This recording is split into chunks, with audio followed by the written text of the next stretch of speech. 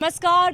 बिहार में आएगी किसकी बहार, इस पर न्यूज़ 18 की नज़र लगातार बरकरार है। शाम के 5 बजने को हैं और इस शो में आप तमाम दर्शकों का बहुत बहुत स्वागत है। और देखिए, ग्राउंड ज़ीरो से लगातार न्यूज़ 18 आप तक सबसे पहले हर खबर को पहुंचा रहा है और साथ ही साथ हर अलग अलग ज़िलों का दौरा करके हर अलग अलग ज़िलों में जाकर अलग अलग नेताओं से उनका रिपोर्ट कार्ड हम मांग रहे हैं और साथ ही साथ जनता जनार्दन से ये जान रहे हैं कि क्या वाकई जिस विकास की बात डबल इंजन की सरकार कहती है, क्या वाकई वो विकास बिहार में हुआ है या नहीं, ये जानने की भी कोशिश है। और इसी सिलसिले में आज हमारा कारवां पहुंच चुका है मगध क्षेत्र के बहुत ही महत्वपूर्ण सीट यानी कि जहानाबाद में। और जहानाबाद में हमारी मौजूदगी है।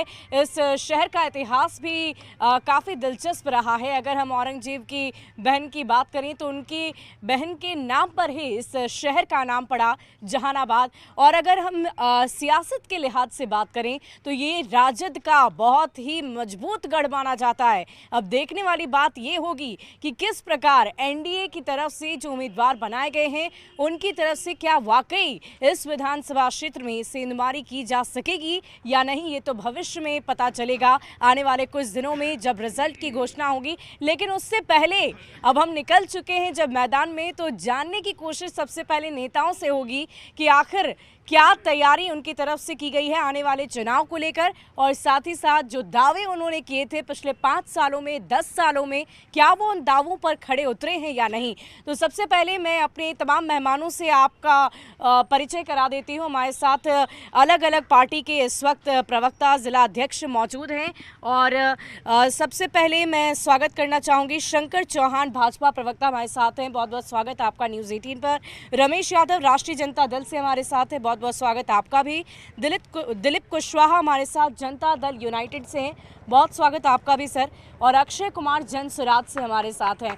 और यहाँ पर जहानाबाद की जनता हमारे साथ है, जहानाबाद के युवा वर्ग के लोग हमारे साथ हैं। इस कार्यक्रम की शुरुआत से पहले हमारे तमाम मेहमानों का स्वागत करें और आप खुद के लिए भी एक जोरदार ताली बजाएं ताकि इस कार्यक्रम को हम पूरे जोश और जिस प्रकार से बिहार के युवाओं की अगर हम बात करें, क्योंकि जितने भी चेहरे मुझे यहाँ नज़र आ रहे हैं उनमें युवा वर्ग की संख्या काफ़ी ज़्यादा है, तो वो उत्साह, वो उमंग इस कार्यक्रम में भी दिखना चाहिए। तो सबसे पहले मैं शुरुआत रमेश यादव जी आपसे ही करूँगी, क्योंकि ये गढ़ है आपका, राष्ट्रीय जनता दल का गढ़ है और ये दावे आप लोगों की तरफ से लगातार किए जा रहे हैं कि हमने तो पूरी तैयारी कर ली है और इस बार तो पुरानी सरकार आनी नहीं है, नए चेहरे, नई गठबंधन, नई सरकार को इस बार बिहार की जनता चुनेगी।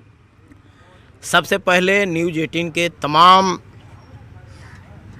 कार्यक्रम कर रहे साथियों को बहुत बहुत जहानाबाद की धरती पर अभिवादन, बधाई, स्वागत है। ये जहानाबाद की धरती संघर्ष की धरती रही है और यहाँ परिवर्तन की धरती रही है।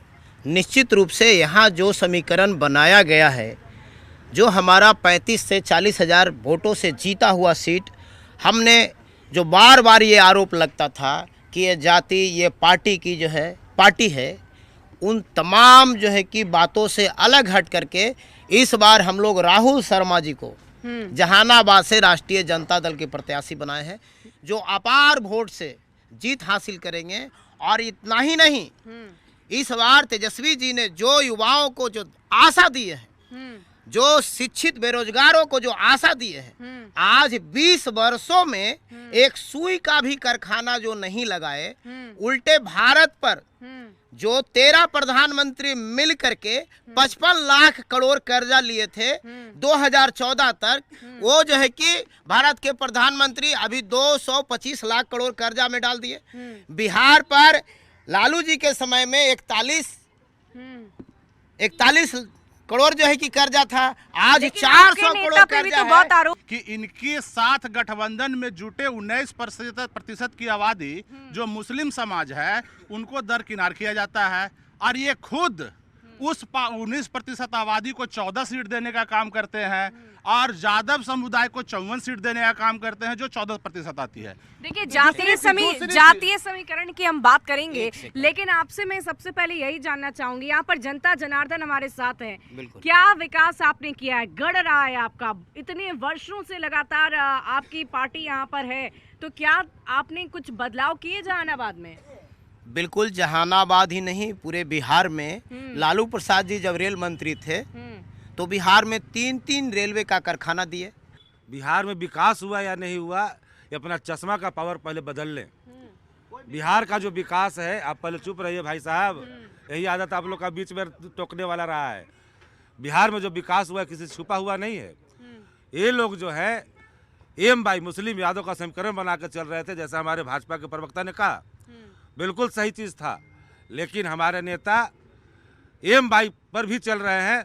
वो एम बाई है, एम से महिला और वाई से युवा, महिला और युवा। कि विकास पुरुष नीतीश कुमार न सिर्फ जातीय समीकरण को देखते हैं, बल्कि सारे लोगों को देख रहे हैं, विकास की राह पर आगे बढ़ रहे हैं। अब नीतीश कुमार विकास की राह पर है या नहीं, वो जनता से ही जान लेते हैं। चलिए बताइए। सबसे पहले ये किसी का गढ़ नहीं है, ये जनता की गढ़ है। और यहाँ प्रेजेंट में सांसद सुरेंद्र यादव जी और पूर्व में चंदेश्वर चंद्रवंशी जी रहे हैं। तो भाई एक फंड बेलागंज में देते हैं और एक पटना में देते हैं। क्या जहानाबाद के जो विकास बाधित है ना भाई? क्या बदलाव चाहते हैं जहानाबाद? मैं ये बोलना चाहता हूँ कि कांग्रेस हो, जेडीयू हो, बीजेपी हो या आरजेडी हो, हर लोग दंगा को, नरसंहार को, ये लोग का बात काहे करते हैं? जातिवाद को बीच में काहे लाते हैं? रोजगार के बात क्यों नहीं करते हैं? युवाओं की सबसे बड़ी समस्या क्या है? रोजगार, शिक्षा। ये लोग शिक्षा के बात क्यों नहीं करते हैं? एक मिनट, कोई तेजस्वी, कोई सरकार जो विकास करेगा, जो विकास करेगा जाता है। क्यों विकास की बात सुन लीजिए, युवाओं को रोजगार का बात क्यों नहीं? वोट लेते हैं, विकास के बात हमको चाहिए। हम क्यों कर जाता है युवाओं को जहानाबाद का? जब भी जहानाबाद में ये सिर्फ डिबेट होता है तो यही सब क्यों होता है? मैं खुद जहानाबाद में विकास होना चाहिए, जहानाबाद में शिक्षा पर। मैं खुद सिविल इंजीनियर हूँ। अभी मैं दिवाली के छुट्टी पे आया हूँ दिल्ली से। मैं दिल्ली में आज 7 साल से काम कर रहा हूँ। यहाँ अगर रोजगार रहता तो मैं अपने घर पे ही काम करता। यानी कि पलायन बहुत बड़ा मुद्दा है, बेरोजगारी बड़ा मुद्दा है, क्या और बड़े मुद्दे हैं? पलायन का तो बातें नहीं कीजिए, पलायन खत्म हो चुका है। और जब विकास हुआ तब ही जितना भी रोजगार की बात आती है। एक मिनट आप तो बोल ही नहीं दीजिएगा। विकास ही से रोजगार आवेगा। यहाँ पर 5 साल पहले, 10 साल पहले 5 आदमी भी ऐसे खड़ा नहीं हो सकता था। ये जो सरकार आई, एक मिनट, अरे बात आप सुनिए। पहले बिहार में कुछ है ही नहीं था। जब यहाँ पर हुआ, आज जो 10 दुकान बना, ये विकास हुआ, ये प्लान नहीं हुआ। मैडम नहीं, एक मिनट, सब लोग चुप हो जाइए, हमको बोलने दीजिए। विकास हुआ है, लेकिन विकास भ्रष्टाचार का हुआ है, जाति और धर्म का दुश्मनी का हुआ है, सिर्फ अराजकता का विकास हुआ है। 3 करोड़ बिहारी बाहर काम कर रहा है ना जी। जब विकास हुआ तक क्यों बाहर गया वो? जनसुराज क्या बदलाव लेकर आएगी? ऐसा है, अभी हम लोग दोनों को सुन रहे थे, एनडीए वाले को भी सुन रहे थे, इंडिया वाले के भी सुन रहे थे। दोनों ने बताया कि बहुत विकास हुआ, मैंने मान लिया। आप बताइए कि नीति आयोग का एक आंकड़ा मैं आप लोग के सामने दे रहा हूँ, और ये सरकारी आंकड़ा है। 1990 में बिहार देश का सबसे गरीब और पिछड़ा राज्य था, और 2025 में बिहार गरीब का सबसे गरीब और पिछड़ा राज्य है। ये डाटा मैं नहीं दे रहा हूँ, ये डाटा भारत सरकार का नीति आयोग दे रहा है, नरेंद्र मोदी जी का सरकार है, वो दे रहे हैं। तो लोग, आप आज जहानाबाद में आए हैं तो आप, ये सबसे हिट एरिया है कचहरी, तो आपको दिख रहा होगा कि कितना विकास हो रहा है। दूसरी चीज, जहानाबाद में आप मुझे एक ऐसा विद्यालय दिखाइए जहां लोग अपने विद्यालय में सरकारी अफसर या सरकारी नेता अपने बच्चे को पढ़ा सकते हैं। एक विद्यालय सुनिश्चित करिए। दूसरी चीज, पलायन की जहां तक की बात हो रही, जो युवा लोग मुद्दा उठा रहे हैं, आज छठ में जो लोग पलायन कर रहे हैं उनसे ये नहीं पूछा जाता है, जो जात पात की बात कर रहे हैं, कि किस जात का लोग पलायन कर रहा है। जो लोग ट्रेन में बार के, हम बात करेंगे, पलायन की बात करेंगे, लेकिन बहुत सारे आरोप, मैं आपके पास आऊंगी, लेकिन जनता दल यूनाइटेड से जान लेते हैं। बहुत सारे आरोप लगाए जा रहे हैं आपकी सरकार पर, कहा जा रहा है कि अब आपको दोबारा मौका नहीं मिलेगा। पलायन 2005 के बाद बिहार में रुका है।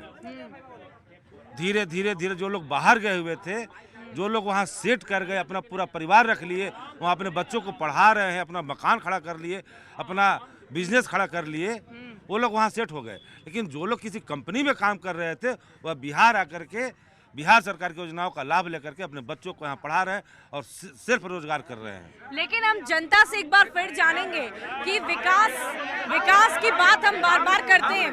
विकास के मामले में जहानाबाद में क्या बदलाव हुए हैं? मुझे कुछ 5 बदलाव बताएं। जहानाबाद में बिल्कुल बदलाव हुआ है। मैं आपको बताता हूँ। पहले जहानाबाद में बिहार का जो बेसिक्स है, जो बेसिक जीवन जीने का जो जरूरत है, वो यहाँ पे कुछ भी नहीं था।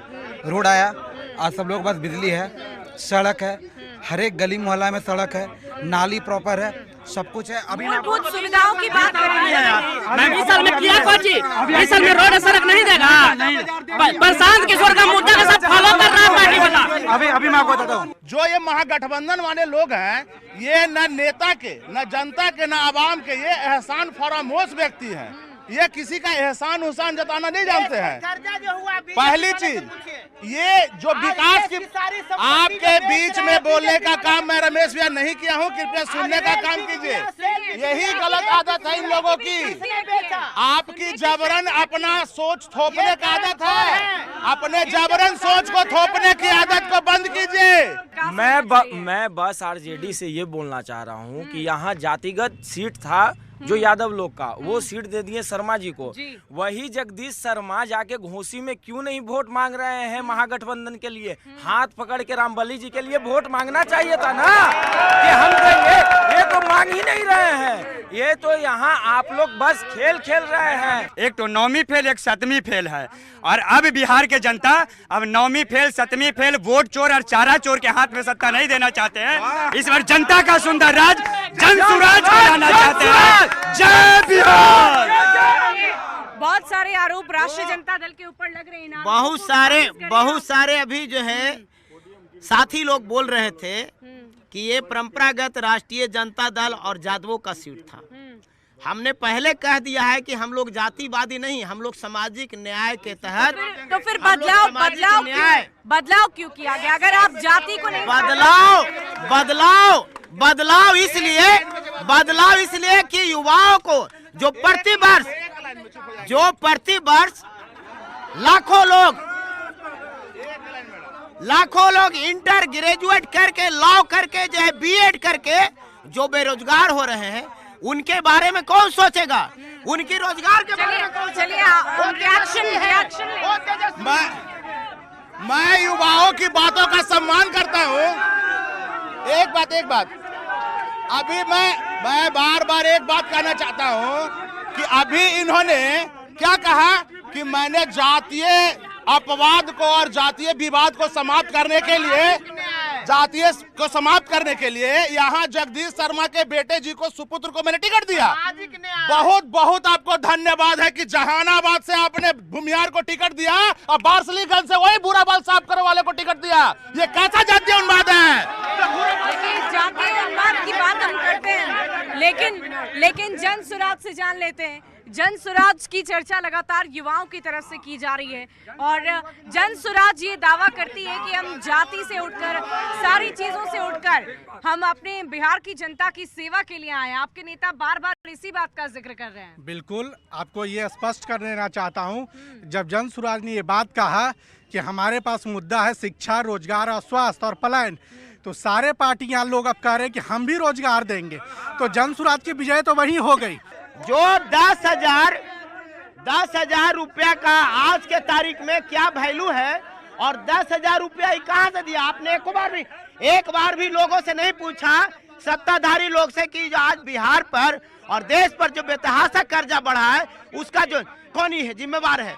हमारे तेजस्वी जी ने जीविका दीदियों को अस्थायी नौकरी देने की बात की है। 10,000 नहीं, अस्थायी हमारे जीविका दीदी को नौकरी देने की बात किया। आप सोच लीजिए, इनके जो मुख्यमंत्री के घोषित उम्मीदवार हैं, एक तरफ महागठबंधन में 9वीं फेल और एक तरफ नीतीश कुमार। मैं महागठबंधन वाले लोगों को चैलेंज करता हूं कि नीतीश कुमार के ऊपर एक आरोप तय कर दे। दूसरी चीज, ये जो शोर शराबा हो रहा है, यहाँ इनका विपक्ष से भी छुट्टी होने जा रहा है। विपक्ष में प्रशांत किशोर जी आएंगे, प्रशांत किशोर जी का विपक्ष में फैसला होने वाला, ये विपक्ष से भी बाहर जाने वाले लोग हैं।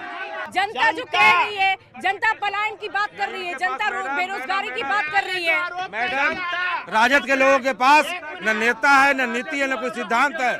आप अगर कोई सवाल करते हैं तो ये लोग मामला भटकाने का काम करेंगे, इसलिए इनके पास जाने की कोई जरूरत नहीं है। मैं जनता जनार्दन के बीच जा रही हूँ, उनका सवाल ले लूंगी और आप उसका जवाब देंगे। इन लोग रोजगार की बात करते हैं। आप गूगल पे से, एक मिनट भाई, गूगल पे से बिहार में 22 चीनी मिल थी, वो चीनी मिल इन्हीं लोग के रीजन काल में बंद है। अशोक पेपर मिल थी जो इन्हीं लोग के रीजन काल में बंद है। तो इन लोग रोजगार कब दिए हैं, इन लोगों से एक बार पूछ लीजिए। और इस बार जहानाबाद में चारा चोर का बेटा नहीं चलेगा, जनसुराज अभिराम सिंह जीतेंगे, दूसरा कोई नहीं जीतेंगे। नौकरी में तेजस्वी यादव, उन्होंने कर खुद नौकरी लेने योग्य है, तेजस्वी नौमी फेल है। चारा खोई मिश्रा बदनाम होवे लालू जाता, चारा खोई मिश्रा बदनाम वही ने जिताया बिहार में। देखिए, जनता जनार्दन, यहाँ की जनता जनार्दन काफी उत्साहित है और बहुत उत्साह के साथ वो सवाल भी कर रही है। और ये तस्वीरें भी हम अपने दर्शकों को दिखा दें, बहुत उत्साहित है जहानाबाद की जनता। आपसे मैं बात करूंगी, लेकिन इस वक्त जो जनता जनार्दन है वो बहुत सारे मुद्दों को लेकर बातचीत कर रही है। जन सुराज से हम बातचीत करेंगे, जेडीयू से बात करेंगे। देखिए, कहा जा रहा है कि आप दावे तो बहुत बड़े बड़े करते हैं, लेकिन उन दावों पर आप खड़े नहीं उतरते हैं। नीतीश कुमार खड़े नहीं उतरते हैं। मैंने जो वादा किया बिहार के विकास के लिए, 2005 में मैंने सत्ता पर बैठा, सत्ता की कुर्सी पर हमारे नेता जब बैठे, उस समय से लेकर के आज तक उन्होंने जो घोषणा किया, जो वादा किया, उन्होंने पूरा करने का काम किया है।